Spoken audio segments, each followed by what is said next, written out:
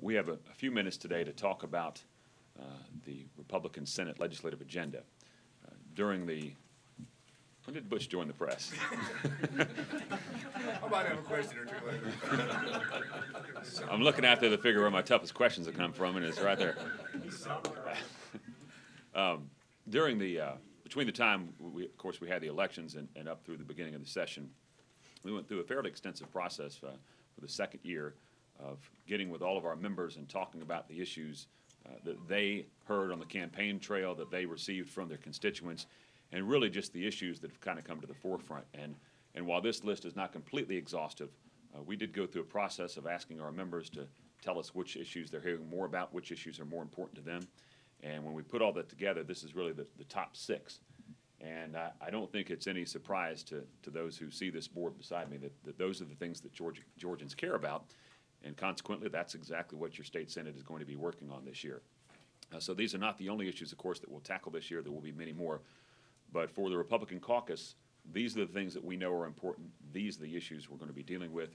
And whether there's legislation addressing each one of them or whether we simply work with the departments and work with the governor on these particular issues, you can rest assured that these are the things that are most important to us. So with that, I want to turn it over to Senator Williams. He's going to talk about the number one issue that's on everybody's mind and has been with us here for the last few years, and that is jobs and prosperity and how we put Georgia back at the top of that list. Thank you, Senator Rogers. Obviously, jobs is the number one when we polled our caucus, and what we're hearing from folks out there in our constituency, finding folks jobs are top priority. The governor has put a lot more money in his budget in order for us to recruit companies that may be considering South Carolina, Alabama, Tennessee. We want to win those jobs. We intend to be aggressive about it. We intend to support the governor in funding those issues. We're also working on a number of pieces of legislation to encourage those businesses that are already here or those businesses that might come. We want to be the most business-friendly state in the Southeast. We already are good at that, but we need to be the best so that we can find places for our folks to work and get this economy back on track. Thank you. Next up is Senator Butterworth, and he'll talk briefly about the Hope Scholarship. Thank you, Mr. Leader. Helping outstanding pupils educationally. That vision started over 2 decades ago, and our job is to make sure that that vision continues. Not to get into the reasons why that's important, it's fairly obvious, but the critical nature of the issue is that right now we're spending about $1.2 billion for the Hope Scholarship, Hope Grant, funding the pre-K programs, and this year in the neighborhood of $880 million came in from the lottery. So there are a number of sides that we have to address, but from the governor, legislative leadership, to all of the different staff folks that have participated, we've already engaged in hundreds of hours of discussions about possible solutions. The legislation is forthcoming, and I'm excited to work on that issue, address the problems to make sure that we perpetuate it not just for next year or the year after that, but for several more decades as well, because the generations that it will positively impact are the children of all of us and many, many more to come. So it's a large hill to climb, but we're going to take care of it. Senator Hill's not here, so I'll talk a little bit about spending limits. You know, I think one of the greatest frustrations that you heard from voters this past November was the government simply spends too much money, more money than it takes in. And while Georgia, of course, balances our budget each and every year, we'll continue to do that. We also recognize that we don't want to get back in this spot again, that a better way to handle state spending, of course, is to put some sort of limit on how much we can spend each year and move excess revenue into a reserve fund. And if the reserve fund gets filled up and we're spending the right amount of money and we have enough in reserve, we ought to send it back to the taxpayers. And so SR 20 has been introduced and is, of course, moving its way through the process. It's something that this Senate body, the Republican caucus, has pushed forward on for a number of years. This will be the third time we've brought it up. But we believe that the people ought to have the right to say how much is too much, and that government ought to live within some sort of constraints so that we never get back to the point again where we're out of a reserve fund and we're having to make the significant cuts the way we are, even to things like education, those things that are proper for the government to fund. So we always need the pressure of making sure we're only funding proper government functions, but we do need some sort of constraint that says if excess revenue comes in, it needs to be set aside or sent back to the taxpayers. And so we will push forward on spending limits again this year. Speaking of spending, a common frustration among both educators and lawmakers is our outdated education funding mechanism. And this is really a product of the 1980s that doesn't really fit with what we're doing today in education. And so our caucus members have decided that we need to take on this very, very difficult issue and begin looking at the education funding formula in Georgia and how we can get to a funding formula that fits today's economy, fits today's school systems, fits what we want to do in education. And on that topic, I'll turn it over to our chairman, Mr. Miller. Thank you, Chip. As you know, the QBE funding formula came about 25, 26 years ago, and we really haven't looked at it since. So in conjunction with the governor, Superintendent Barge, members of the House, as well as the business community and the various educational constituencies, I think what you're going to see over the next 2 years, we're going to take a complete look at how we fund our school system with charter schools, with virtual online schools, traditional schools, and I envisioned about a 2-year process on this. We set up a study committee probably and try to have some legislation here next year to finally revamp this formula. The other thing I think we're going to be looking at in the education arena is a way to get young people engaged. As you know, we've been trying to attack this dropout rate, and hopefully we're going to pass some legislation this year to further encourage dual enrollment. If we can get these young people going to our technical colleges, to go into our university systems while they're in school, they can, get engaged. We'll keep them in school, and they'll make them much more productive. Unfortunately, it seems that the various educational institutions like to fight over the money. So if we have to, one way or the other, we're going to encourage them to make this available to these young people because we think it's very, very critical. It's the only way we can reduce this dropout rate and continue to make progress. Thank you. As you know, tax reform has been a major issue that we've looked at through the years, and last year the General Assembly passed legislation that would put in play or put in process a way for getting at major tax reform and perhaps even an overhaul of our tax system. That recommendation, of course, has been put forth by the council, and very soon we'll begin dealing with that. And our finance chair is Senator Bill Heath, and he's going to talk on that subject for just a moment.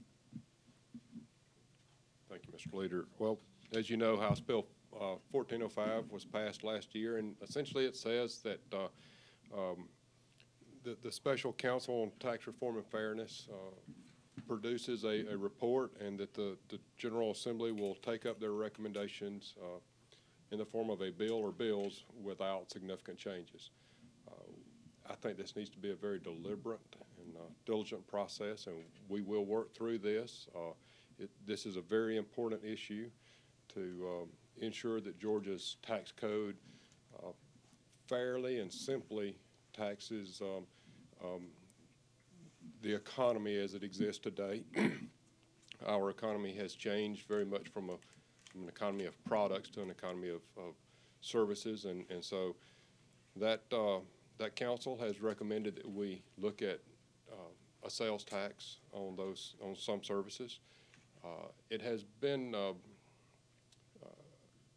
pretty widely accepted that a tax on consumption is much fairer than a tax on earnings. So that's very much what the tax council has recommended, and I expect to take that up and work through that very carefully this year.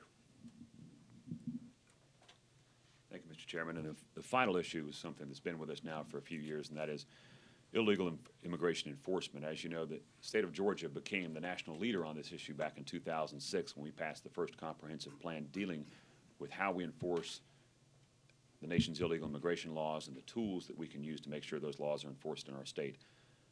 We have now, through the experience we've had over the last few years, recognized there are some holes in our enforcement and recognized that we need to go back and look at this system again and see how we can strengthen it. And to that end, Senator Murphy has been a leader on this issue, and he's going to discuss what we may look forward to on enforcement of illegal immigration. Thank you, Mr. Leader. As many of you know, the immigration reform is a very difficult and very emotional matter within our state. But with previous news reports that we've had out here, you know that we do have some legislation in progress on it that we are currently looking at. We want to be very diligent about our legislation and take a close look at it, make sure that we are putting some legislation out there that everybody can at least agree on, because this legislation is going to affect a lot of folks, it's going to affect a lot of businesses, and we want to make sure that it's right when we put it out there. But it will be forthcoming in the near future, and like I said, it's already out there. The news reports is already out there. We're going to work on it some more. We're going to fine tune it some more, make sure that it's right, because it affects a lot of people. We just want to make sure that whatever legislation we come out with, that it protects and helps the citizens of Georgia and the legal residents of Georgia, helps them get the benefits that they're entitled to. And that's what the legislation is going to be aimed at, and make sure that the taxpayers are not spending money on illegal aliens in the state of Georgia when they don't have to. Thank you. All right, thank you, Senator Murphy. So again, the items you see here on my left are the major agenda items. It's what we do this year is clearly not limited to this, but these are the things that matter to Georgians. These are the things that matter to your state Senate, and we'll be glad to take some questions on these particular issues. We only have a few moments. I have a question from Senator Butterworth on the HOPE. You said you've been talking about this for several days, hours, whatever. Anything you can tell us where it's leaning, where those discussions are going? Is it going to stay merit-based? Are we going to see a cap? Well, one thing worth clarifying, the scholarship is merit-based. The grant is not merit-based. That may be something worth taking a look at. Another thought that you might consider is the fact that you can go to a four-year institution, get a degree, and then you could sign up and get the HOPE grant. That is another issue that we're kind of considering. And just to clarify, we've spent hundreds of hours, and this goes back months before now, but definitely right here as we're redefining exactly what it is that we want to go, hundreds of hours by some of these folks. Thursday afternoon, we all got together and said, okay, here are the issues. We've got a spreadsheet, and my mind is going so many different directions. We've got a spreadsheet about 3 pages long that are, it's that wide on the numbers of issues and what specifically we can do to address the finance side of that issue. So I think we also have to address the lottery itself and how it operates, so that'll be another part of the discussion as we go forward. Senator, about tax reform, are you saying that your committee will take up the plan, or are you saying that you'll wait for the joint committee to make a recommendation and the bill to come?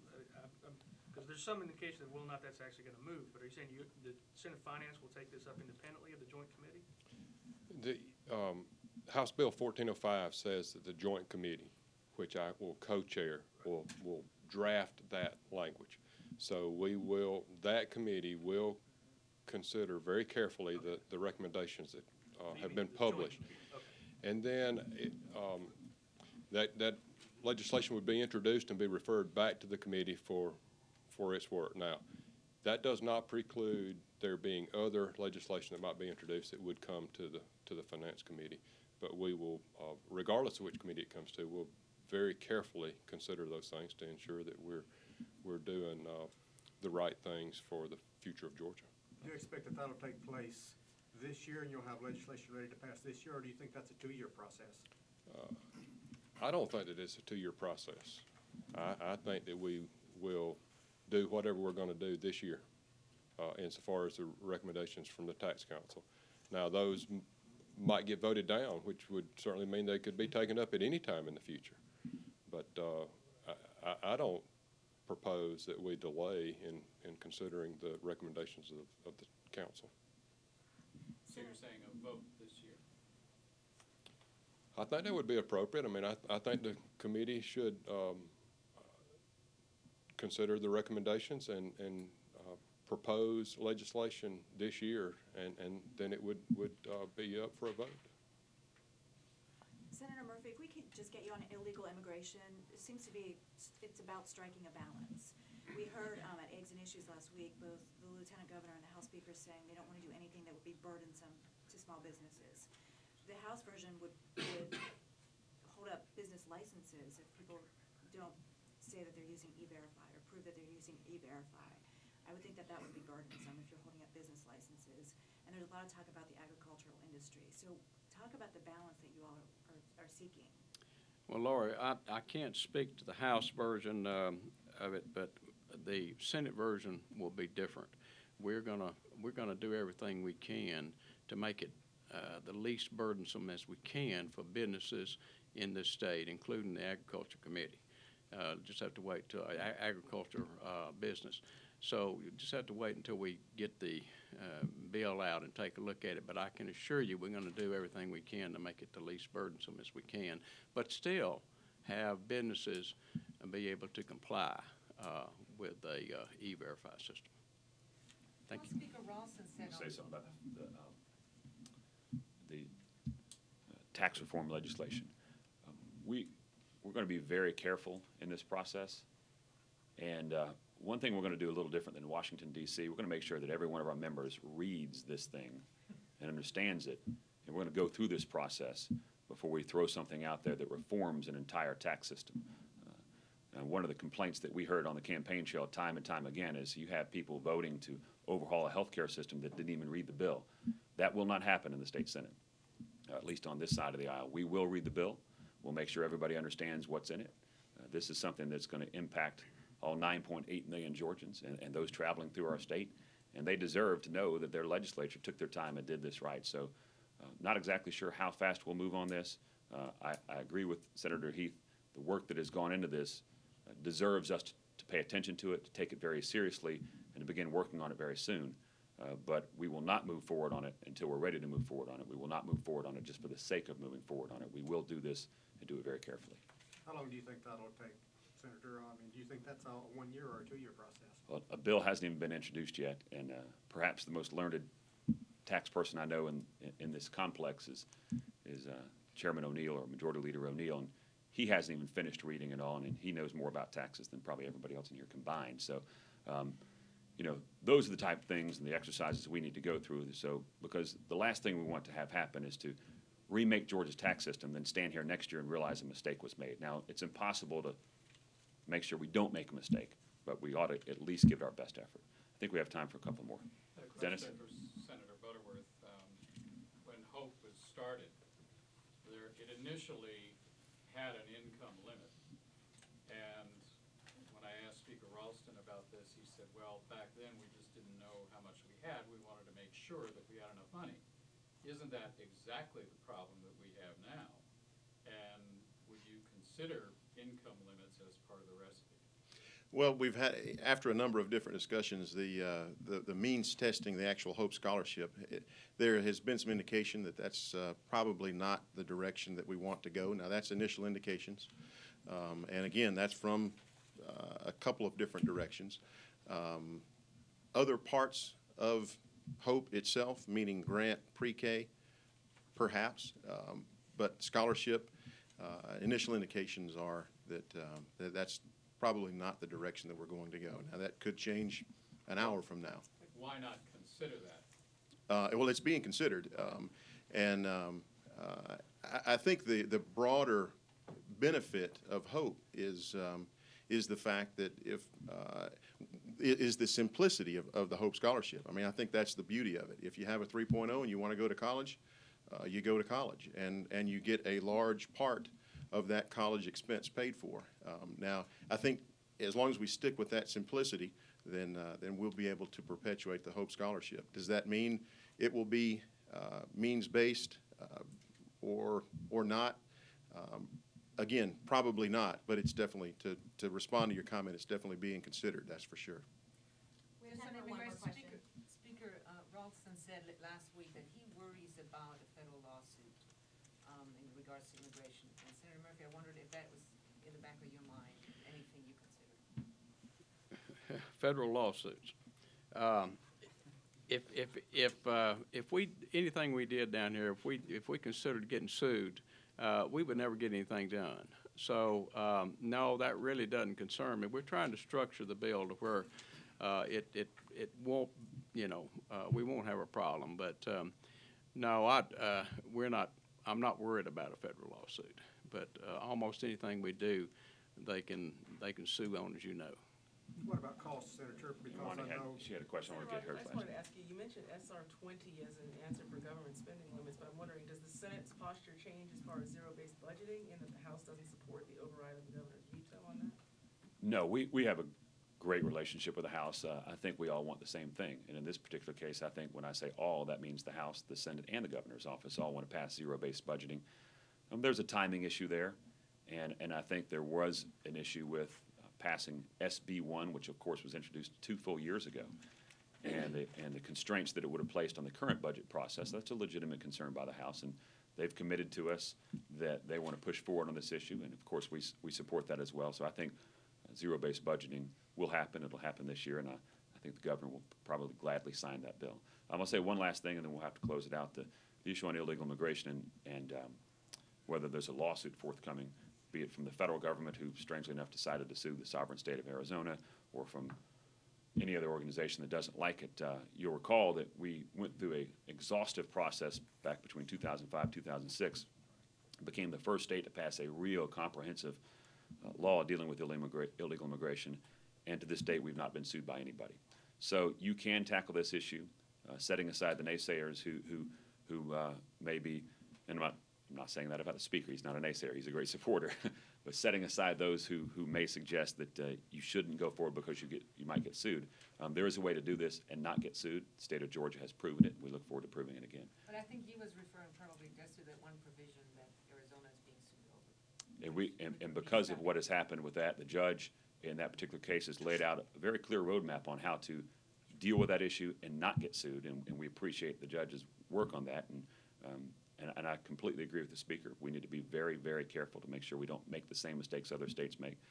In this state of Georgia, this General Assembly has proven time and again that we can do that. So thank you for being here this morning.